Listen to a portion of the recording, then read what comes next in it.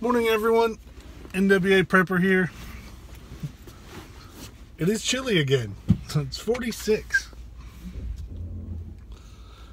So let's talk about prepping. Being ready. Survivalists. Neo-pioneer. Just emergency preparedness in general. So, my channel, it has a wide scope. And I talk about a lot of things. Particularly over the last year, I've talked about a lot more things. A wider variety. But what I can't stress enough about all the preparedness dreams, all the desires that I share and that I have towards being ready for emergencies, all the cheap preps that I try to inspire people with, I do that so people don't become overwhelmed. People that are just now deciding that they don't want to be easy victims to disasters.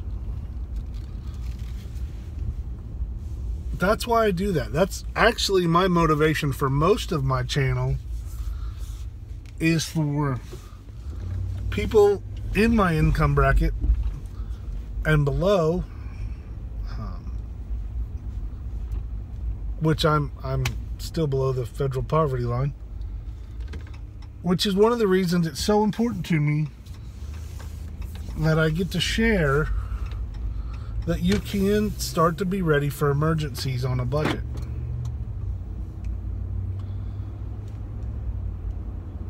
Because you can. No matter how prepared you get, you'll never be ready for a true disaster or a true emergency. Just buying stuff. I do think you need stuff. You know, water filters help it make it easier. Bic lighters make it easier. Prepackaged food make it easier. Grocery stores make it easier. You know, a department store down the road makes it easier. But the easy that most people are taking for granted, and I'm just as guilty of this as many people, is I am not getting as much training, as much education on being ready for disasters that I can be. Some examples are, I've let some of my medical certifications and licensures expire because my career doesn't deem them necessary anymore, so I let them go. Instead of keeping them up and keeping on the latest and learning new and greater things, going to more education to learn more,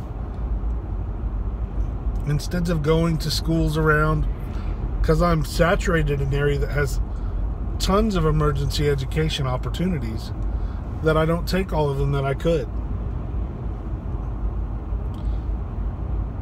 I could go to more defense classes. You know, I did martial arts for a great portion of my life, and then one day I just decided, I don't want to do that anymore. It wasn't all that long ago.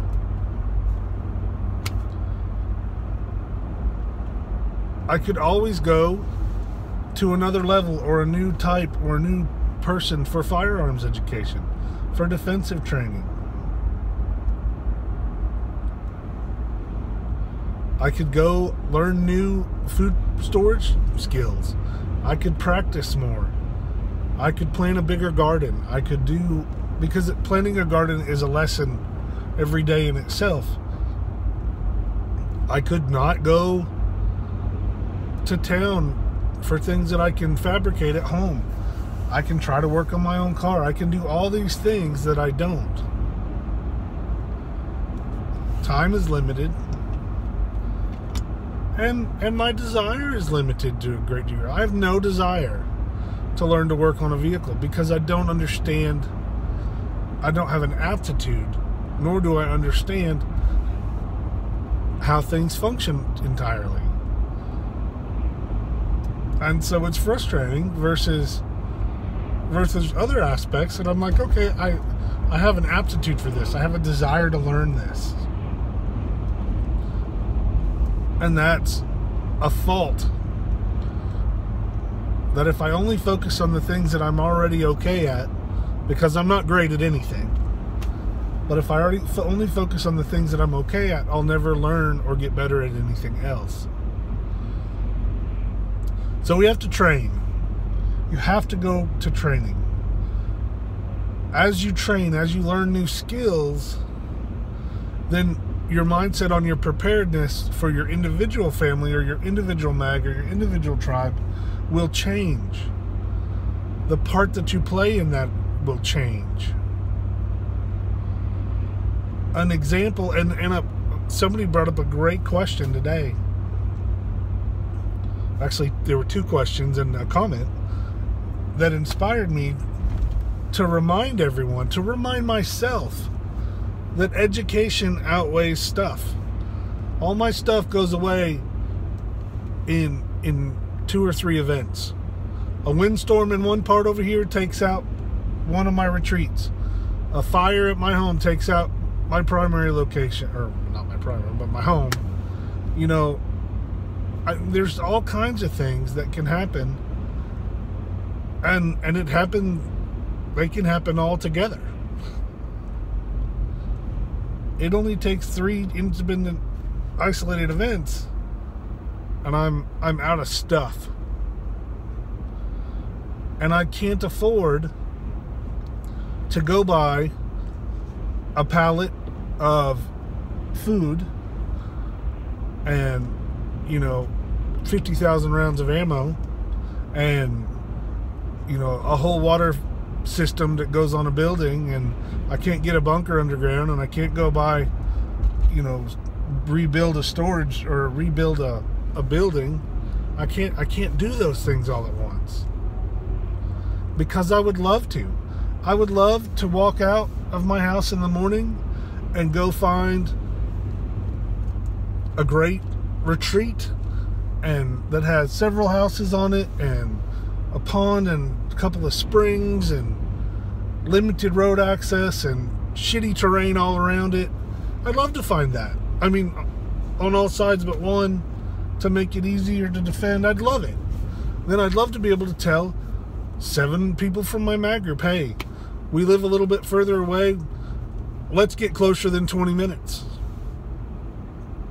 And move them in there to a home that could be theirs, and they can look at, and they could pee off their front porch if they wanted and nobody could see them, but yet close enough to holler. I'd love to have a giant root cellar with 2 or 3 years worth of food ready to go. Slide it in there, it's done. I'd love to have an arms room like John Wick would have. But I can't get any of that. I can't afford that. And if I could afford it, what would be more useful for my money is to trickle into some of that and to get better training. You need more training too. Some of us only have basic training. Some people don't have any. People think they can get all their training online. And that's not the case. You certainly can't get firearms training online. You can enjoy watching things. You can think you like some principles and try some principles, but you need to get out and do it.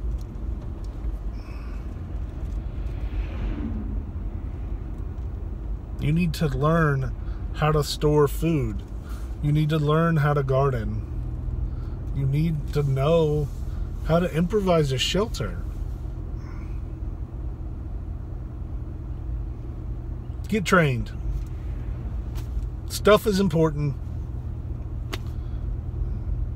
but knowing how to use it is the most important. And then once you get an understanding of how to use something, then you practice with it and you get other training and you learn other ways to use it.